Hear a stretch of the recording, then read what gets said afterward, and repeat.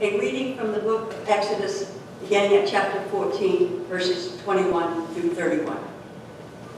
Then Moses stretched out his hand over the sea, and all that night the Lord drove the sea back with a strong east wind and turned it into dry land. The waters were divided, and the Israelites went through the sea on dry ground, with a wall of water on their right and on their left.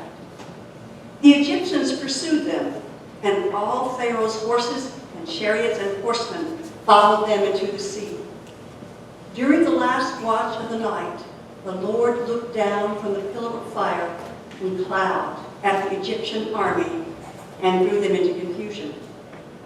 He jammed the wheels of their chariots so that they had difficulty driving, and the Egyptians said, "Let's get away from these Israelites. The Lord is fighting for them against Egypt." Then the Lord said to Moses, "Stretch out your hand over the sea so that the waters may flow back over the Egyptians and their chariots and horsemen." Moses stretched out his hand over the sea, and at daybreak the sea went back to its place. The Egyptians were fleeing towards it, and the Lord swept them into the sea. The water flowed back and covered the chariots and horsemen, the entire army of Pharaoh that had followed the Israelites into the sea. Not one of them survived. But the Israelites went through the sea on dry ground, with a wall of water on their right and on their left.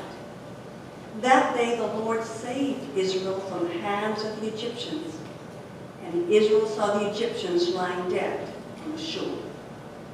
And when the Israelites saw the mighty hand of the Lord displayed against the Egyptians, the people feared the Lord and put their trust in him and in Moses his servant.